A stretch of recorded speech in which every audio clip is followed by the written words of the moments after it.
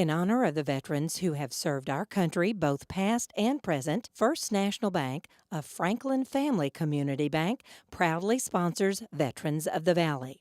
Since 1862, First National has provided local decision-making and accessibility, as well as banking products and services to Brazos Valley citizens.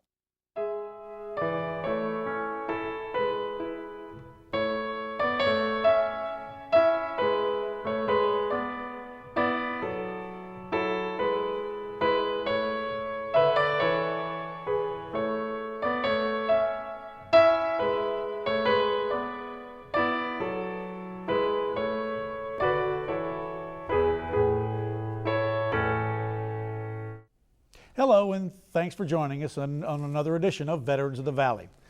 You know, he grew up in a small South Texas town amid the gently rolling hills of the coastal plains, down around Victoria, Cuero, Goliad, if you're familiar with that area of DeWitt County. A little place called Yorktown, Texas. And by the way, it's the home of the annual Western Days Festival. And it's still there, and you can Google it if you feel the urge. He went to Texas A&M. He was the class of 1944B, and he joined the Army Air Corps and flew 35 missions in a B-17 bomber, the type of plane made famous by movies like 12 O'Clock High with Gregory Peck and the Memphis Belle. Veterans of the Valley welcomes B-17 bomber pilot Taylor Riedel to today's show. Taylor, thank you for joining us. Thank you. Pick us up from basically Texas A&M, the class of 44, and you joined the Army Air Corps. What transpired after that? Well, I got called onto active duty shortly in 43, and I was actually, strange, I was a class of 44 at A&M. I was in the class of 44B with the Air Corps in the cadet training program, which meant that I was scheduled to get my wings in February of 44. Okay. So I started my training in February of 43. In 43? 43. They first sent us, like anyone else who joins the service, to a basic training facility out in Wichita Falls, Shepherd Field. Mm-hmm. And we were there about 6 weeks doing normal Army stuff, training. Learning to march and that kind of Learn stuff. to march. That's correct. Right. Learn to march. Then they sent us to from there out to California to kind of schedule, see what they wanted to do. Now, was that King City, California? No, this was I can't think of the name of it right now. But anyway, we were just there a short period of time, and they instituted a new program at that time where, instead of sending you directly into your pre-flight training and so forth, they sent you to various universities in the country for training. And since it was a new program, they set it up for, it's a 3-month program, but they set it up, the first group were 6 weeks, the second one 2 months, and the third one 3 months, so they could integrate. Kind of ramped it up into speed. Ramped it up. And there they gave you all kind of tests and things and determined whether to assign you to pilot training or navigator training or bomber training or bombardier training, whatever. Mm-hmm. And from there, then you started your training. And I was lucky and drew pilot training. So did you have a preference before that? Yeah, I had a preference. And what was that? My preference was to fly P-38. You know, that was a twin-engine fighter, but they didn't make that decision at that time. Everybody took the same primary training. Mm-hmm. So we went to King City, California for primary training. Primary flight training? Primary flight training. Okay. We flew a little, like a Cub type plane, you know. And then after you completed that, if you did, they sent you to basic training, and that was also out in California. And from there, then they sent you to advanced training, and that's when I found out that they had assigned me to a 4-engine training instead of a 2-engine for the P-38. And that was out in what, Douglas, Arizona? Douglas, Arizona. Right. Yeah. Excuse me, I said California, Douglas, Arizona. Okay. Which where we actually did the training. And Douglas, Arizona was right on the border from Mexico. You could walk back and forth across the bridge, mm-hmm. Kingman and Douglas. So Piedras Negras. Okay. Yeah, so that's where, no, that was Douglas, Arizona. Yeah, okay. Anyway, we took primary flight training, 4-engine flight training there, or actually it was 2-engine, but it was preparing for it. Then they sent us out to Salt Lake City for a short period of time to kind of assemble the crews and do some basic flight training. Okay. So there, that's where you basically formed your, what, 10-man crew, I Yeah, believe, for right, the B-17? 10-man crew, yeah. there. So once that's where you get your crew together, and then what happens? Well, then they sent us to Ardmore, Oklahoma, to do some quite a bit of flight training in a B-17. And from Ardmore, Oklahoma, then we were assigned to go overseas. So we left Ardmore and went to Lincoln, Nebraska, and picked up a B-17 and flew it into Scotland via Newfoundland and Greenland. So what's your what, early 20s at that point in time? Yeah, right. And the Army Air Corps is fixing to turn a B-17 bomber over to you and 9 other gentlemen to fly basically across the ocean and land it someplace in Britain. Right.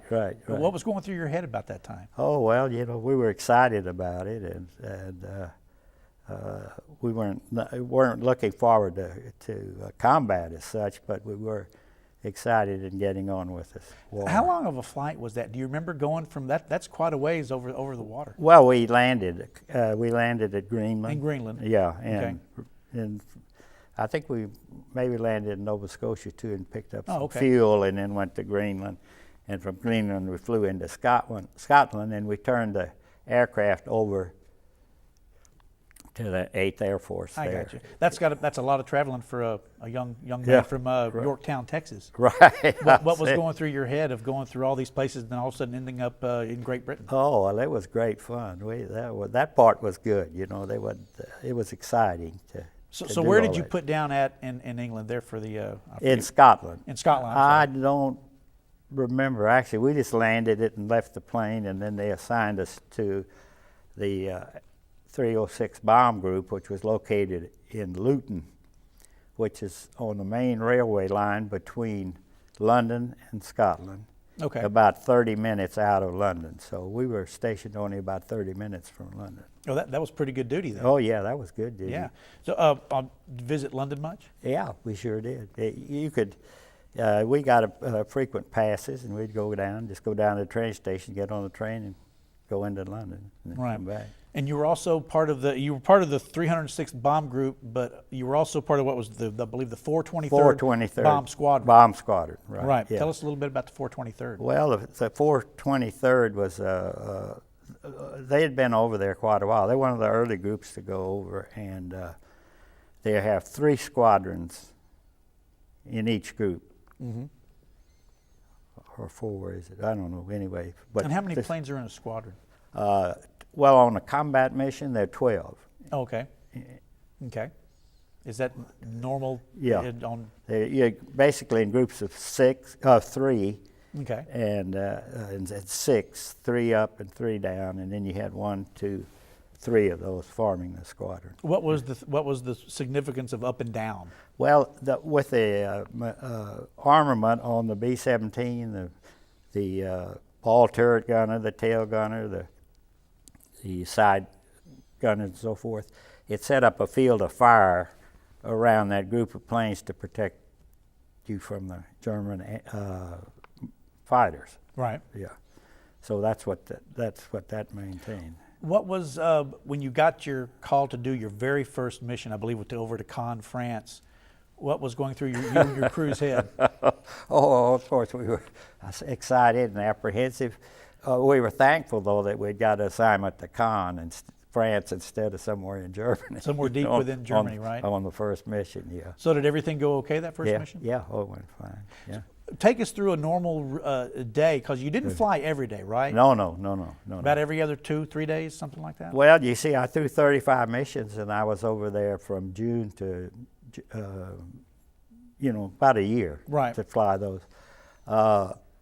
What happened, the night before a mission, they would post on a bulletin board all the crews that were assigned to fly the next morning.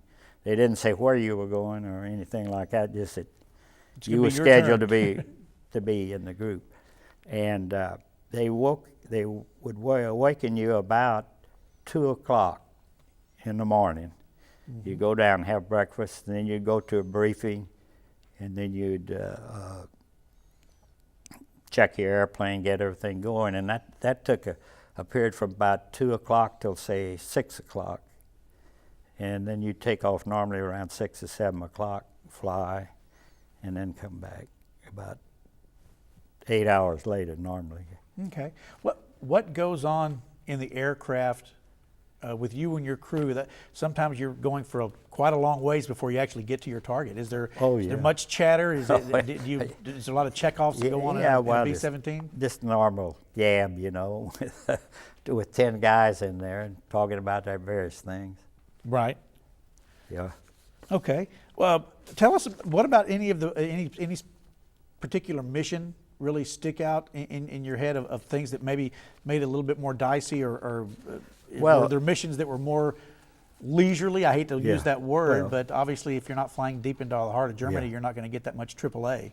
Well, the missions you didn't look forward to, so to speak. You always had 35 in front of your mind that you said, well, this is one, and I've got 34 more to go, and so forth. But right. Yeah, so you always often hope for a mission to Belgium or France or someplace like that. And the ones where you're going deep into Germany, Berlin, for example, would be a hairy one, because they protected Berlin the best they could. Right. And those were tough.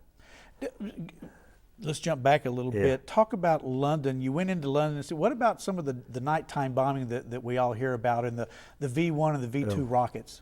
Well, of course, if you were to go down and you go into London, and everybody traveled a lot by subway and so forth, and they were various layers under the ground, you know, underneath the ground, and they had all the were lined with all the subway platforms back were lined with bunks, and the British people would come down, leave their houses above, and come down and spend the night in there for protection from the German bombing. Well, toward the last of the war, the German bombers didn't come over much anymore, because we had established air superiority, and but they came up with two robots, I guess. That V1, lack of a better term, right? Yeah, V1 and V2. The V2 was like a little old Piper Cub or something, and it had made a funny sound, a put, put, put, put, put, put, and it flew along. And as long as you could hear that put, put, put, put, you knew you were all right, because it was still flying. But when it stopped the put, put, that meant it was going into a glide, right, and would come down. Now, you couldn't do that with the V2, because they were faster than sound, and you didn't hear them till they exploded. Right. Yeah. Anything else? No, that's all. What did I understand? There was a little bit of trepidation, I guess, from your mother back at home when you had talked to her, and she told your friends basically that you were basically the pilot of a B-17. Yeah. And what was their response? I found that rather humorous. Oh, that was true. Well, of course, you have to realize in a small town like I grew up in, that everybody knew everybody. And not only did my mother know me, but the neighbor knew me, and various ones did. And one neighbor lady told my mother, and my mother relayed on to me, said, you know, I just don't know about our government. Said they're entrusting a big, expensive aircraft like that to Taylor. But did you get to go back later and say, see, I could do it? No, I don't think she told me who it was. Who said that? No. We've got some pictures. Let's go ahead and let them load up the pictures, and you can tell us we've got some really interesting stuff that you were able to give to us. And let's see what the first one looks like coming up here.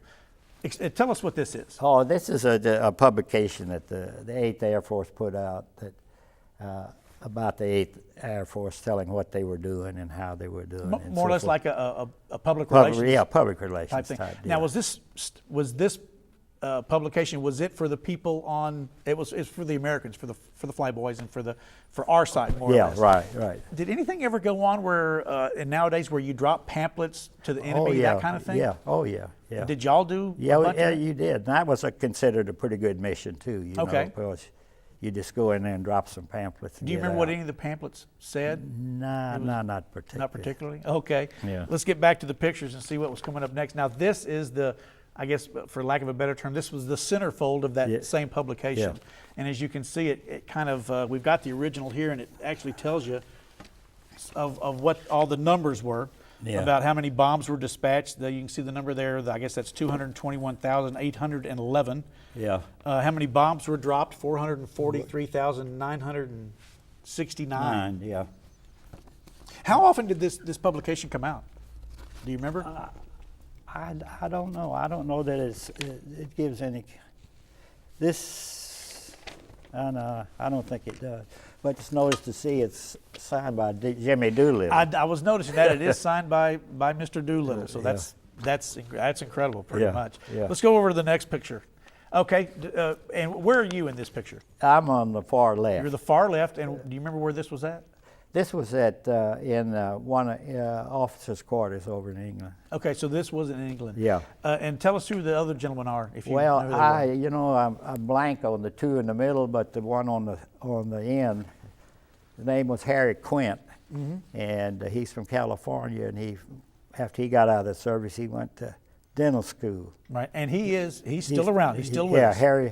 Harry's still alive. Interesting little sidelight on Harry. He didn't have a middle name or a middle initial, and in the service, if you didn't, they'd put like Harry, NMI, no middle initial Quint. So I can see where this is going. so Harry picked up a none. Yeah, People would say, if you answer, they'd call your name Harry. He'd say none. Middle initial, he'd say none. None. So Harry's nickname was None. Harry Nunn Quint. That's pretty good. Do you keep in touch with him? I have in the past. I haven't talked to him in a while. Okay. And now look at this picture. That's right off of a poster board there. That was taken in primary training. Okay. So how old were you in that picture right there? Do you remember? Well, I was born in 1921, that was in 44. So You're 22 about, I guess? Yeah. If you, depending on when your Yeah, birthday was the yeah, year. You yeah, could have been 21, yeah. 22. yeah. Good looking pilot. Oh, he Has enjoyed it. ace written all over it. Describe this picture for us if you Well, could. this is a target picture. What they did when we left the base, come back to the States, if you wanted, they'd give you a copy of all the, if you bombed 35 times, they'd give you the mission photos, for each one, but they wouldn't let you write on the back of it Right. what it was or what the location. They just had it. And that's one of them of a target over Germany. there. Oh, someplace over Germany. Yeah. And now, as you can see, obviously the before picture, that was Yeah. the night. You could see the river curving on the right Yeah, part of the screen. right. And obviously now you see that big kind of a blotch there Right. right over the river. Those are the bombs dropping, correct? Yeah, yes, that was probably were attacking a bridge or a manufacturing facility located right there on the river. And same thing here, right? Just Right, another yeah. aerial of and the white stuff you see there is not really clouds below you. That's probably fires and stuff coming up from bombs that have been dropped. Right, yeah, Right. when it exploded. All of your missions were during the day, correct? Right, yeah, yeah. Because I believe the British flew mostly Yeah. at night, and was Yeah. there a reason for that? Well, the British didn't fly in formation and so forth like we did. They flew in a string, They Single would- line type. Yeah, and they didn't want to fly. The British didn't particularly want to fly in the daytime, and the Americans took that over and perfected that, so to speak. One other thing to look at here. This is for the viewers, they can't really read it, but what it is it's called the Operational Sortie Record, and this basically logs every single flight that you had, and you can go right down the list, and we can look at the different cities you bombed around Germany and in France and in Holland. And then down at the bottom it says 35, so Yeah. they sign off on it, and you've got your ticket home, more or less, I guess. Right. Is how that works.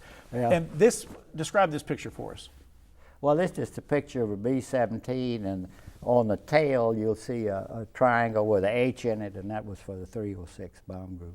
Okay. Was there anything on that plane that designated the 423rd, or was it just always the 306? No, it was always a 306. Yeah. Okay. Yeah. Okay. Yeah. Now describe this to us. This you told me an interesting little story about this Yeah. patch, which we actually have the patch with us here. Yeah. Well, everybody, all the squadrons had a And this is- insignia patch. This is the patch for the 423rd. 423rd, and you'd put it on your jacket, you know, that Right. leather jacket that you have. But the Germans took offense at that particular figure there. There's, I guess you call it a ghost or a devil or whatever Right. it was, and so there was some people, U.S. people said, well, we better not, we think to put anybody who has to bail out and is taken prisoner, if they had their jacket on that had this particular patch on it, that we might subject them to. So you didn't get to wear your patch while you were No. flying? Well, they didn't give you, by the time I got over there, they quit giving that patch out until you left. Oh, so you couldn't wear it, I guess, yeah. So when you left, they gave it to you. Okay. yeah. Now you just brought this to us, and what is this? This I is- find this interesting. This This great. is a cockpit of the B-17.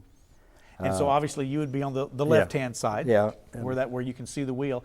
Do you remember what most of those instruments are? Oh, well, see, it had four engines. Right. So there are 4 dials up there that give the airspeed, the RPMs, and there's 4 of them that give the oil pressure and all that. So they're really kind of the duplicate of a lot of them there. Right. Right. Yeah. But it was fairly complicated procedure. Tell us a little bit. I believe your 30th mission Yeah. had a little bit of a quirk in it, so to speak. Fill us in on that 30th mission. And by the Okay. way, let's see, your 30th mission was to. Lutzendorf. Yes, thank you. I can't pronounce I that, but can't. obviously it was in Germany. Yeah. And it just to let the viewers know, it says here that it lasted about 8.5 hours. Right. That's correct. Yeah. Okay. So fill us in on mission number 30, which Well, you were 5 short of yeah. getting out. Yeah, well, we went in over Belgium and up lower through the lower part of Germany, up into Germany to bomb this deal. And by the time we got to this point in the year, there were not many German fighters still operational. Skies were pretty clear. Skies were pretty clear, and so your main problem was anti-aircraft fire. And their best weapon was an 88 millimeter anti-aircraft gun that they used. And so we were about 25,000 feet, I guess, going over this target, 25,000, I'm not sure. And an 88 millimeter shell went up through the wing about from here to that flag and went through the gas tank. So that's no more than maybe 8 to 10 feet out your window. Right, and it went up above. Fortunately, it didn't explode until it got above us, and it exploded, but it didn't cause any further damage to the aircraft. But in going through the wing, I did 2 things. It ruptured the gas tank, and so we had gasoline spilling out of a ruptured gas tank. The other thing it did, you control the pitch on your propeller with a hydraulic system, so you can, different speeds. Right. And it ruptured the lines to that, and the engine, the number 2 engine, started windmilling. Now, when windmilling, that means it just turned free. Right. You didn't have any control over No it. control over it, and it started going real fast. Faster it got. Finally, it had enough friction to start a fire in that particular engine. It's time to get out of the plane, Yeah. it sounds like to me. Well, we were about over Belgium coming back at that time, and we kept looking out, and I said, well, we need to get out of here because there's raw gasoline pouring out of the gas tank, and there's a fire there. So I gave the signal to bail out, and we all bailed out. We were about 18,000 feet, I guess, when we bailed out. And everybody landed okay. The entire crew made it back? Yeah. You landed in yeah, Belgium? Yeah. They picked you up and got you back. You took a little R&R? Yeah, interesting R&R. They sent us out to a country, a state outside of London, and it was owned by Lord Mountbatten.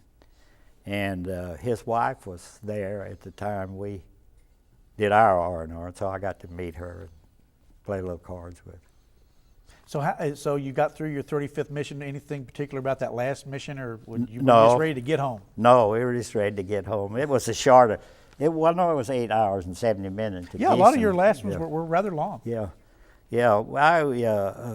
I had a total of 351 combat hours in 35 missions. Wow. Part of them didn't. The reason it's more than 35 times 10, say, which would Right. be 350. Some of them you'd go and come back, and it wouldn't. So you'd that have to wouldn't make count make if two he trips, right. if they had. Some missions would be scrubbed, because of weather Right. or other. Right. other conditions. We've got just a couple of minutes left. Oh. Is there anything else that you can think of? No, well, I'll tell you interesting. I got back in 45. I was Right. and I came down back to A&M in September of 45 to get my degree. Right. And in the meanwhile, I got married, and we lived over, interestingly enough, on the 4th floor of Walton Hall, Wow. where they made They turned it into, I believe, married quarters, didn't they? veterans, Right. married veterans, yeah. So Then that's a whole other story in itself. That's a whole story. We've actually run out of time. oh my, Yeah, it goes quick, doesn't it? Goes quick, sure does. It sure does. See, I told you it would. I want to thank you for being here with us today, and we appreciate it. well, I appreciate you inviting me so much. Absolutely, it's our Okay. pleasure. On 8 August 1944, he flew his first mission in a B-17 to Caen, France. On 7 March 1945, he flew his 35th and final mission to Gießen, Germany, for about a total of 290 combat hours. And he had to ditch just one plane during that time. We salute Taylor Riedel for the commitment he made back in 1944. He served his country and did the job he was trained to do, and he did it quite admirably. Shake the hand of someone you see in the armed forces. Let them know you appreciate the commitment that they have made.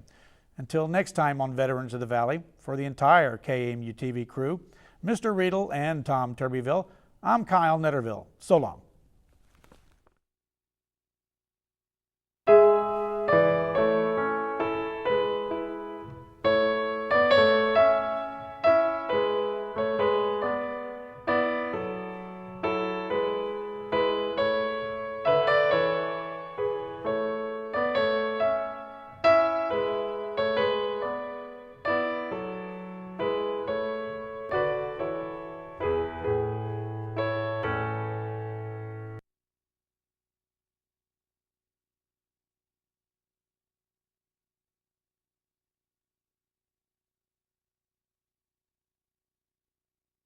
In honor of the veterans who have served our country, both past and present, First National Bank, a Franklin family community bank, proudly sponsors Veterans of the Valley.